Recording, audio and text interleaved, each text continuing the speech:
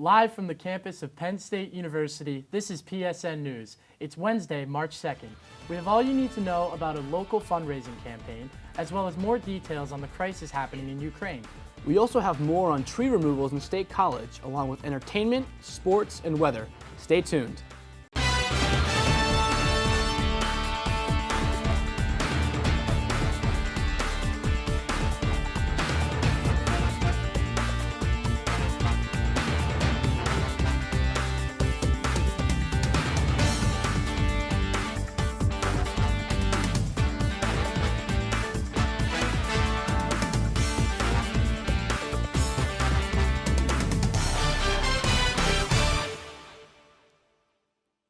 Thanks for joining us tonight. I'm Max Kugler. And I'm Ben Russell. The State College Tree Commission will be removing 15 trees along Atherton Street. The Downtown Public Works project originally proposed the removal of 46 trees before community pushback. Pointing towards State College's Tree City USA designation, local citizens rallied to make their voices heard in favor of the trees. This arbor upheaval is a component of PennDOT's $17 million South Atherton Street project. The project includes road improvements and the relocation of several utility lines. The remaining trees set for removal have been characterized as an invasive species or declared an obstruction of the roadways.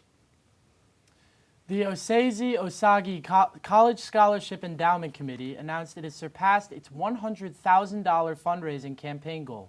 The state college-based scholarship is named for Osage, a 29-year-old black man who was killed by a state college police officer in March 2019 after a mental health warrant was issued at his apartment. The campaign was initially announced in August 2021 and received donations from the Palmer Foundation and countless other individual donors. The biggest campaign push was on Giving Tuesday this past November. The 3 officers involved in the shooting have not been formally charged. Center County United Way raised over $1.6 million in 2021 as part of their annual fundraising campaign. United Way works with local charities and nonprofit groups in order to benefit the surrounding community. For over 40 years, Penn State University has designated Center County United Way as its charity of choice. This has led to campus-wide campaigns with community events, volunteering, and local fundraisers. This figure surpasses the previous years by $74,000. Keeping expectations high, the 2022 fundraising goal has been set at $2.2 million. Back on campus, author, yoga instructor, and body positivity activist Jessamyn Stanley held the Love Your Body yoga class earlier this week. Field reporter Olivia Dunn has all the details. To kick off Women's History Month, the Gender Equity Center hosted author, yoga instructor, entrepreneur, and advocate Jessamyn Stanley at a Q&A and book signing at Freeman Auditorium. Stanley was there signing copies of her most recent work, Yoke, My Yoga Self-Acceptance, which is a series of essays that, quote, explore the issues of race, self-love, capitalism, sex and sexuality, cannabis, and more. Stanley works to promote acceptance and break stereotypes in both the yoga world and beyond, and brought her message to Penn State students. Body acceptance and really self-acceptance more generally is crucial, and so for Women's History Month it's cool to be able to come here and talk about that, especially as it unites us all in this time of such chaos and distortion and sadness. And I feel really grateful to be able to be in community with other people who are concerned with the state of our world and wanting to join together to live in harmony. Stanley also covers fat phobia in the yoga practice and even held a yoga class before the event. The theme for Women's History Month this year is Women Providing Health and Promoting Hope. The executive director of the Gender Equity Center, Becca Geiger, believes Stanley fits this theme perfectly. How she came to yoga and her own practice, and something that she wanted to do at a time when she felt in need or felt depressed. I think a lot of students can resonate with that, feeling lost, feeling hopeless, like I don't have a way in the world, and then just seeing where she's at now in terms of her platform, her influence, and she's a sought-after speaker on the intersectional components of yoga and identity with LGBTQ plus identity and race. So for me, I just see all of those points aligning. Events promoting Women's History Month will be occurring throughout March. Students can learn more about the Gender Equity Center and its events at studentaffairs.psu.edu. Here at Freeman Auditorium, I'm Olivia Dunn for Penn State Network News. Coldstream Dam, a popular fishing area in Phillipsburg, was not included in Pennsylvania's Fish and Boat Commission's stocking list for 2022. The announcement was made much to the anger of local residents who were, quote, blindsided, end quote, by the decision. Commissioners voted to make Section 2 of Coldstream a Class A wild trout stream. This resulted in its removal from the stocking list. Section 2 is the nearly 1.3-mile section located immediately above Coldstream. This designation also forbids anyone else from stocking trout there. Last year, that section of Coldstream was stocked with approximately 1,500 hatchery trout. It seems like the warm weather is making an appearance just as spring break is coming. Chris Lemo has all the details in this week's weather report after the break. Well, it was a beautiful day today across the Happy Valley. Got up into the mid-40s, so pretty warm overall. You can see tonight around 32 degrees, but the big story tonight is we have that cold front that'll be moving through with some showers, maybe a couple mountain snowflakes as well off to the ridges to our north and west.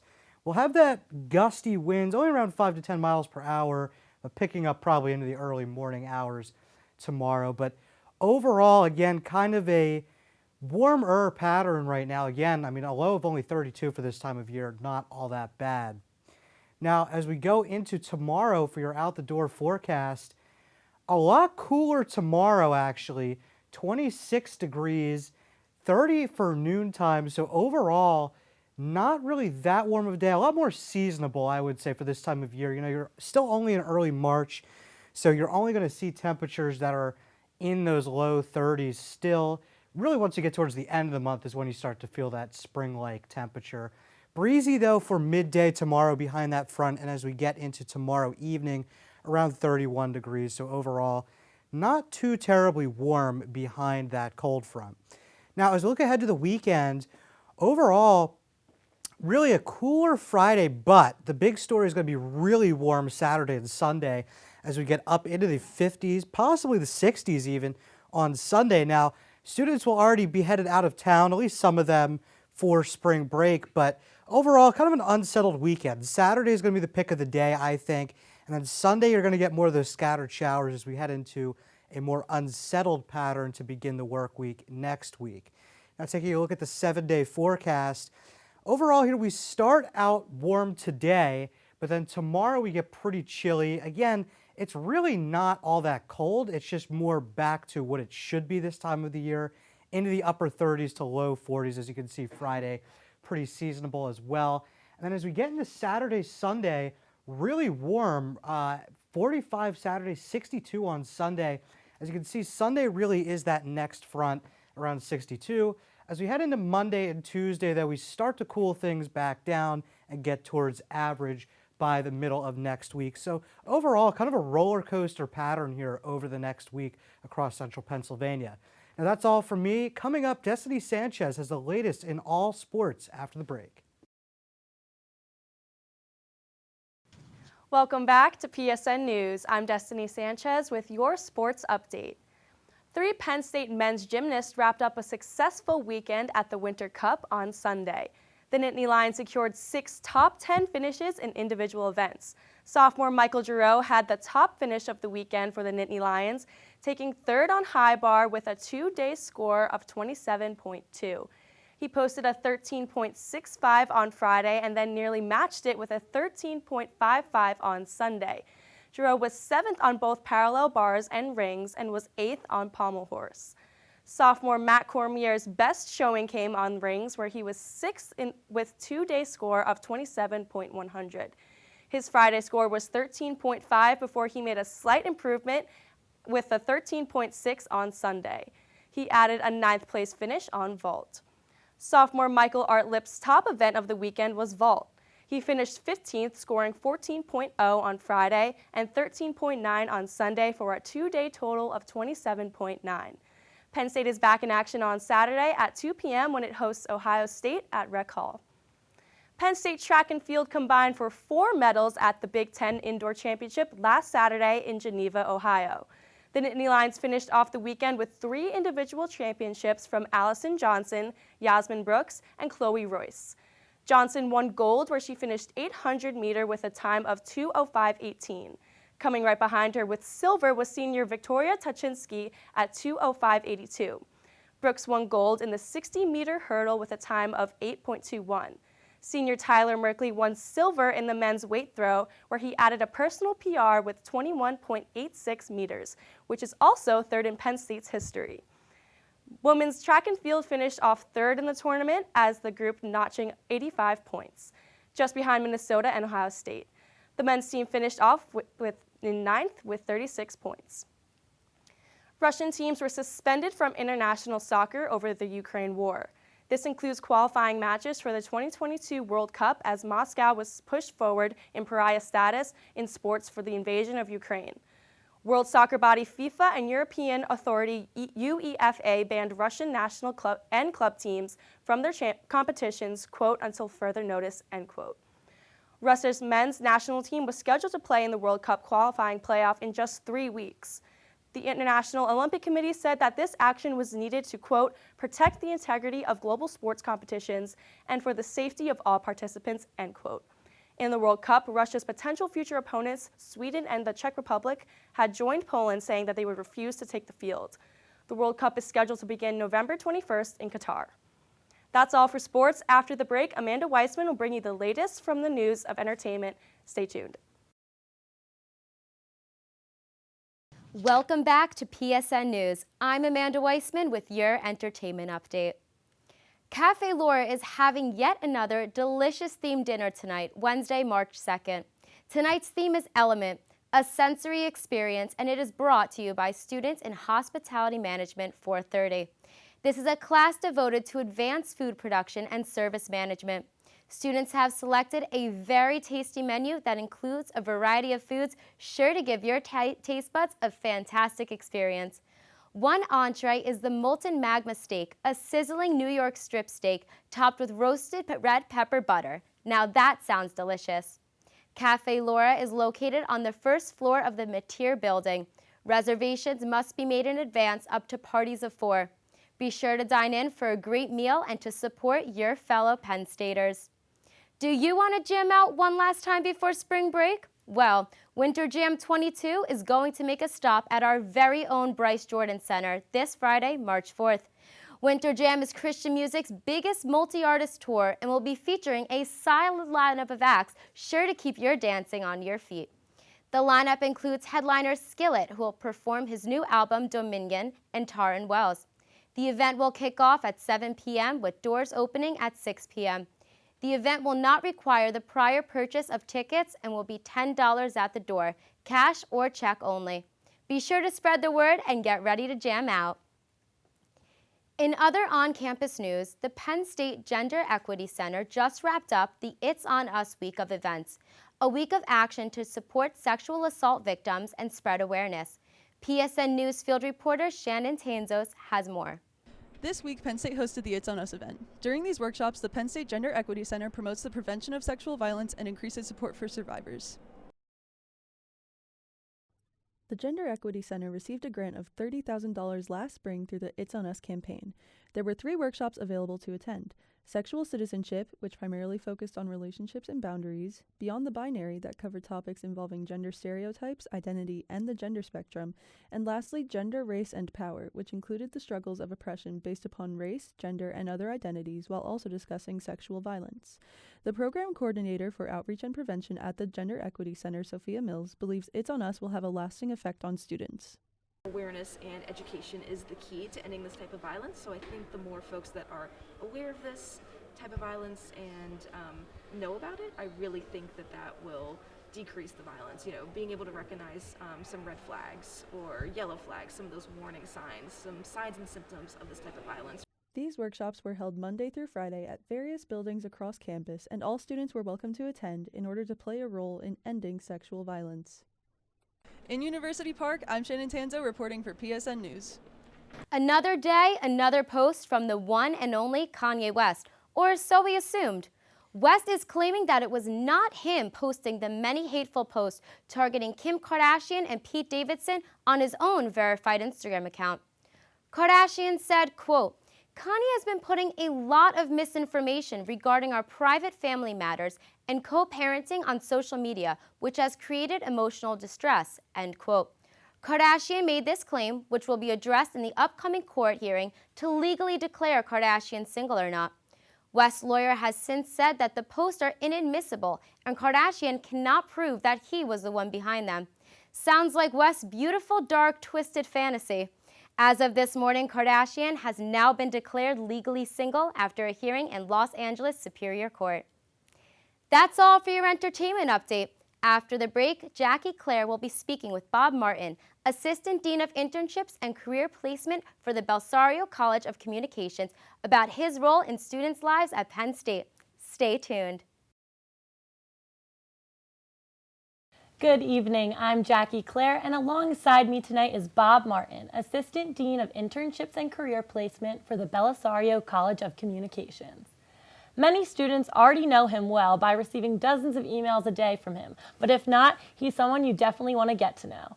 Bob provides students with a multitude of jobs internship opportunities, hosts resume and interview workshops, and most recently put together a communications-specific job fair hosted this past Monday. So happy to have you here tonight, Bob. How are you doing? I'm doing well, Jackie. Thanks for having me. Of course, it's a pleasure. So I know I kind of just scratched the surface of a little bit of what you do, but if you want to give a more in-depth description of your role here. Sure. So we work with students from day one once they walk onto campus, and we try to get them integrated into their career interests. And a great way to do that, obviously, is get involved with great clubs like PSN News, PSN Television.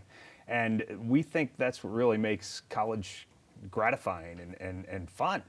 So we want our students to get involved quickly and kind of explore. So that's really important. It's oftentimes the catalyst to that first internship, and then of course hopefully a second internship and maybe even a career in that direction. Absolutely. I know many students here value your mentorship so much, and I'm just wondering, how did you kind of get started with this role? Like, it's your job is giving students their dream jobs. Was this your dream job? It's a great question. I would say it was not my dream job when I walked out of school, and I like to tell our students that story quite a bit, because I think the word career sometimes becomes overwhelming to our students. They think such long term about the word career, and I try to get them to think more short term. Right. What interests you right at 21? Well, even before 21, but that's really what we're focused on, is that gateway entry-level opportunity. And what's the progression to get you to that first entry-level Making sure they know those interests can change along the way as well. Absolutely. We focus on chapter one. That's exactly it. But when I walked out of here, I wanted to be a sportscaster. Oh, that was my goal. Yeah, I wanted Must to be. Must be familiar being back in a studio setting then. It's quite common, yes. So I actually got on the air in radio, moved in that direction, and decided that maybe the management role was where I wanted to go. And so I worked my way up to general manager of 4 stations in my past life. Wow. Got the chance to teach part-time, got the bug to really get involved with students' lives, and the opportunity to run the internship and career placement program back in 1999 was offered to me. Wow. And it was a fledgling operation at that point. It wasn't the focus of the college, and I was really passionate about it because our stations were taking interns from the... That's what I was kind of going to ask you. Like, do you think having that job experience from before allowed you to make more connections so that you're able to provide that database of so many people for it? Sure. It certainly didn't hurt in the beginning. Absolutely. But, you know, I'm in my 22nd year here now. And so being at it as long as I have been, you make a lot of connections over the years. And that's helped us grow our program. But I got to tell you, one of the greatest things we have going for us, our alumni base. They want to help, and they are such an integral part of our success. Definitely. I always say that we've got the greatest alumni. Penn Staters love helping Penn Staters. Absolutely. I think a big challenge for students is feeling awkward about networking and maintaining those relationships, like asking for things. How do you kind of go about that? Because I'm assuming that's a large part of your job. Absolutely, and it's so critical that it shouldn't be awkward, because it should be inquisitive. You should be wanting to learn as much as you can about the profession you want to go into. So we try to start it off by making sure you're asking good questions about how they got to where they are. What was the first thing they got involved with when they came here to Penn State? What was the next step and the next step? When did they integrate internships into that career path? Was there a hiccup along the way? Right. Did you maybe divert away from in a different direction? And there's a lot of serendipitous careers that start that way. You know, I was interested in PR, but then I started, like you, getting in front of a camera, and maybe the broadcasting world is where you want to go. Absolutely. It's definitely acceptable to change it and figure out what you're interested along the way. Obviously, the Nittany Lion internships and career offices, that you guys provide so many resources. I think today I saw something you sent out that you provide the opportunity for students to go rent out a suit so they can look well and dressed for success in those interviews. Do you think there's any resources that you guys provide that students don't take enough advantage of or maybe don't know about? Well, you know, we call it the 3C approach here, is what we truly believe makes our students marketable and well prepared. Do well in the classroom, first C. Yeah. Obviously, that's the foundation to any good career. Be strong academically, but take advantage of what's available here. Campus experiences like you're all doing. It's such a critical part to breaking out of that shell, and plus it's what makes college fruitful. But then being the catalyst to an internship, that's the third C, career experience. You put those three things together, and I don't know how you can make yourself more marketable and well prepared. Exactly. So tell me a little bit about how Job Expo, the event that ran this past Monday, went. Yes, so that was our 23rd annual jobexpo.com. It's a playonwords.com communications. We had a little hiccup, as most of you know, with the university shutting down campus. They also shut down. Snow here. They shut down our event, and believe me, our recruiters were none too pleased. They thought we could just move on with this, and I said, unfortunately, we can't. Yeah. And it was crushing for us too, because we were very excited about getting back face to face. But luckily, I say luckily, we had Monday, which was our virtual version of jobexpo.com, going on, and 73 of the 82 companies participated. Oh, wow. Over 160 recruiters from those companies attended. So honestly, probably more are able to attend online so they don't have to travel and things. So. Without a doubt. There is the silver lining to the pandemic for us. Absolutely. It's offered our students an opportunity to get in front of a lot of recruiters that in a very brief amount of time, and vice versa. They don't have to travel. So it has opened up some doors there. But I got to tell you, we do miss the person-to-person opportunities. I was gonna ask, do you think not having the opportunity to be face-to-face hinders students? They don't necessarily haven't learned how to do that interaction yet, a lot of us. We work hard on training and coaching our students up. Yeah. You know, the good thing is you can do it all from your desk in your apartment or dorm and look good from the waist up, right? Yeah. And so it's important that we teach our students how to handle those interactions virtually. But we're back in person with our next and final event, Success in the City, in New York City on March 18th. March 18th. Shameless plug here. Yeah, no, I was going to ask, do you have any events coming up in the future? But you always answer all my questions for me. It's perfect. So our seniors have actually received the advertisement for that today, and they were able to register, and we'll move our way down to juniors, I should say third-year students, second-year students, and then our first-year students. So everyone will have an opportunity. We have transportation to New York City at a new venue. We had it 13 years at the Time Warner Building, where TNT, True TV, TBS, and CNN are located. They moved out of there, so we had to find a new venue. But we're really excited about this venue called ETC Venues, and got a lot of great recruiters lined up for our students to meet for internships and full-time jobs. That's very exciting. Unfortunately, that's all the time we have for today, but to those listening, you definitely are going to want to check out those events. To all those watching, I would just like to say, be sure to make an appointment on Nittany Lion Careers and get a chance to know Bob a little better. Coming up next, we have news across the nation with Ben and Max. 14 people were shot at a party in a Las Vegas hookah lounge early Saturday, with one dead and 2 others critically wounded. According to Police Captain Dory Corin, the shooting took place at around 3:15 a.m. when an altercation began and gunfire was exchanged. Authorities believe there is no imminent danger to the public, no arrests have been made, and there are no current subjects at large. President Joe Biden praised Supreme Court nominee Ketanji Brown Jackson as a, quote, proven consensus builder, end quote, and a, quote, distinguished jurist, end quote. Brown currently aims to make history, becoming the first black woman to serve on the high court. Biden formally announced Jackson, a current judge of the D.C. Circuit Court of Appeals, as his replacement for retiring Justice Stephen Breyer. Jackson had previously clerked for Breyer and will be the first former federal public defender on the high court. She's one of 3 candidates on Biden's Supreme Court shortlist, along with U.S. District Judge J. Michelle Childs and California Supreme Court Justice Leandra Kruger. With the confirmation process now underway, the lofty goal of the Democratic Party is to have it wrapped up by April. The United States and European nations agreed to impose the strongest financial sanctions seen in modern times on Russia this past Saturday. The sanction will be on the Russian Central Bank and reserves and Russian participation in SWIFT, an international financial messaging system. The intensity of these sanctions has only increased as the invasion of Ukraine progresses.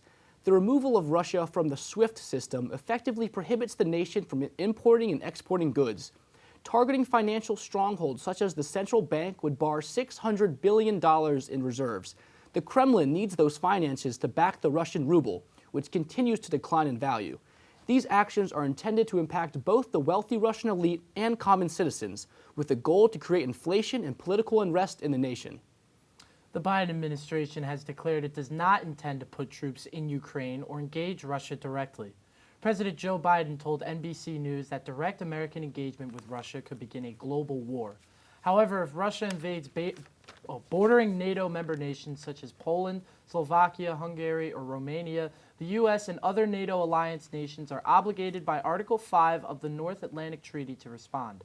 American troops are currently stationed throughout Europe to protect this NATO alliance.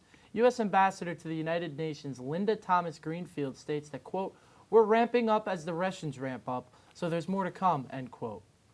That's all for tonight on PSN News. Be sure to check us out on Twitter and Facebook at PSN News, on Instagram at Penn State Network News, and to subscribe to our YouTube channel at youtube.com/PSN News. Have a good night and stay safe, Penn State.